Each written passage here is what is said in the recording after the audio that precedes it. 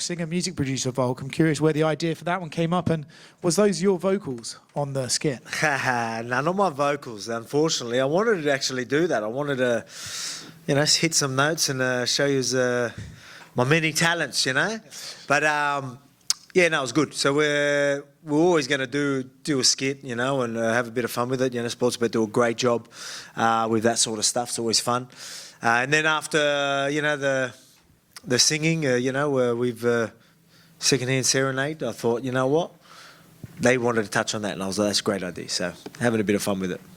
I feel for a lot of your fights in your career, you felt discounted and, Holloway's going to beat him or Islam's going to wrestle him and all this sort of stuff. But now, after the 2 losses, coming back from the time away, does it kind of feel more than ever like, people, not in a negative way, but they're just really hoping you don't lose at this point, you know what I mean? Yeah, of course, you know what I mean?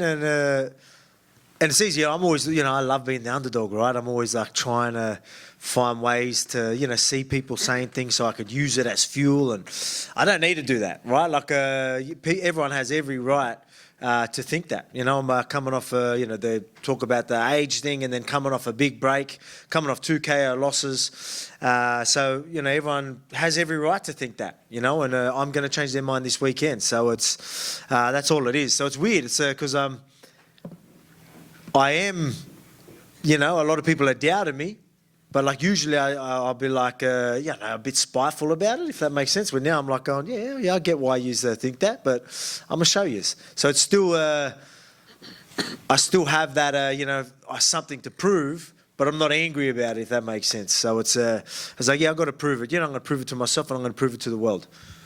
I saw some images of you training last night. I have to say, you look incredibly shredded for this one. When you took that time off, I know you started living family life, you got the farm and everything.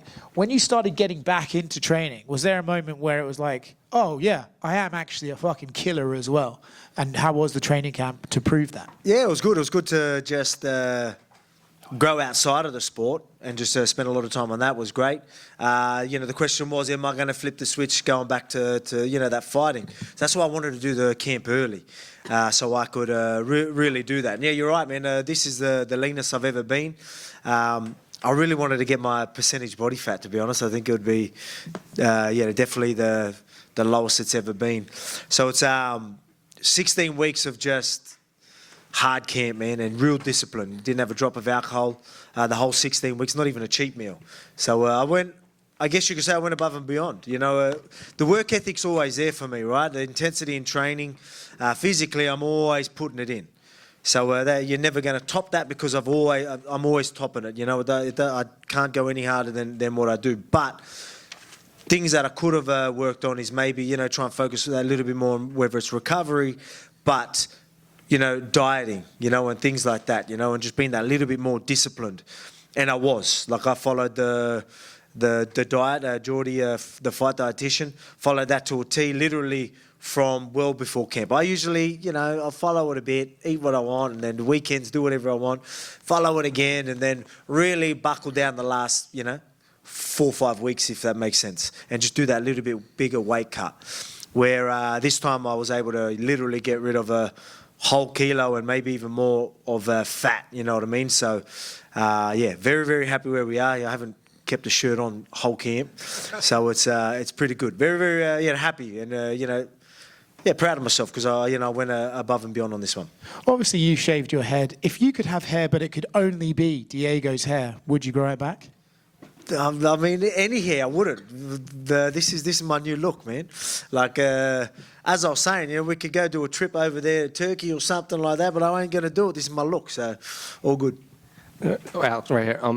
In the UFC countdown, when you were reflecting on your last fight against Ilya, you used the phrase, I think, that it was more of a freak reaction defensively when you were facing him. So what does that feel like when you're in there to, have that, as you say, a freak reaction defensively on your end? I don't know if freak reaction was the right way of putting it. It was just, I knew that, it was just at a time where I'm like, all right, now we need to start adding stuff. The shots are there, but now you're getting pretty hesitant and sort of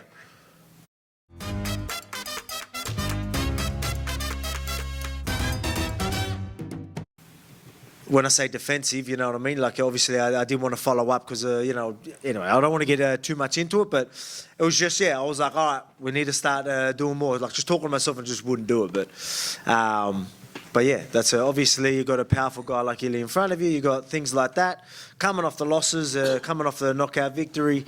Coming off a knockout loss, stuff like that. You know, maybe it was you. No one could have told me that before the fight though. People were like, oh yeah, it messes with your confidence and all this, and I'm like, bullshit. You know what I mean? Like, there's no way anyone could have told me that. But yeah, maybe I did fight that. You know, a little bit different than what people are used to, which I think was pretty obvious, but. The fight was still going, good. A lot of people are like, oh yeah, but you were winning the rounds and all that. But you got a good fighter like Ilya in front of you. You start making, having, patterns and doing the same thing. Someone's going to capitalise. A guy like him is going to capitalise, and he did. So full credit to him. When I say that's not taking anything away from him, I'm just more upset about myself. Did you think it would be Diego welcoming you back after this time off? No, I always thought it was going to be Ilya. We had the face-off. I thought that's what it was going to be. But, I got the next best thing, in Diego, a young, hungry guy. I wanted to prove myself to the younger generation in Ilya, right? Everyone's the new school and all this. So that's a big part of the story, right? Not only getting that win back, but, just showing that, everyone's going to say you're old and all this type of stuff. I'm like, I'm going to show you, you know what I mean? When I come back, comeback's going to be big. But, I don't get Ilya, don't get that win back just yet. But I get the next best thing. It is for the vacant belt. And it's against a young, hungry, new prospect, So a lot of people are hyping him up and thinking I can't do it. And I love this position. Do you see a bit of yourself in him? Because, he made his debut on short notice against Movsar. He took that fight against Ige on a couple hours' notice. He flew all the way to Abu Dhabi just to weigh in as a backup like you did. And now he wanted to get back in earlier after the Ortega fight. Do you see a sense of, like, how you came up, like, kind of mirrored how he got this shot? Yeah, well, for sure. Like, I think he did everything right. That's what you want opportunities, like, to come your way. That's the way you do it. Like, people are going to be like, oh, risk, it is risk. But, there's big opportunities when you take risks. That's why I guess he's always ready, always in good shape, just so we can take these opportunities. And look where it's got him. There's a lot of people that are sort of in his position, as in could be next. And he was a guy the UFC wanted because he did everything right.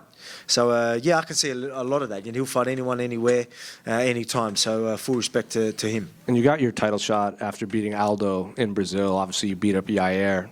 So, you beat up a Brazilian legend. You fought a Mexican legend. Now you're fighting a guy that represents both countries. So, I guess, how's the fan reception been that you're fighting a guy that both of these countries kind of claim? Well, yeah, fine. There's...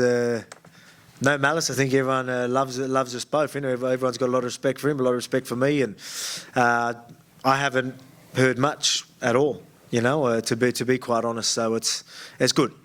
And just last one for me. Have you run into Pitbull? Because he was joking here about that $1 million bet you kind of joked about. I think it was like 4 or 5 years ago.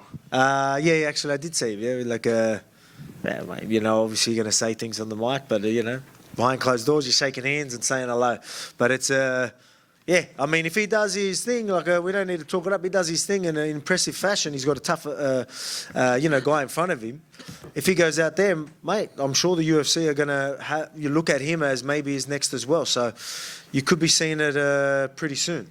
I mean, with this $1 million thing that he's talking about, I don't even know if he's serious about that. I mean, like, I think a lot of that is just trying to hype up to get the fighters. Like, mate, just put on a performance. You get the fight. You don't need to cut the bullshit, Yeah, I'm I'm a big fan of Yair Rodriguez. He's a good dude, but whoever wins. If Yair wins, all right, happy for him because I like him. If people wins, at least I've got a fight probably coming soon. So I'll be happy, I guess, with both. Alex, right here. Yeah. Coming into this fight, a lot of narratives, the 35 or older one that's been discussed before.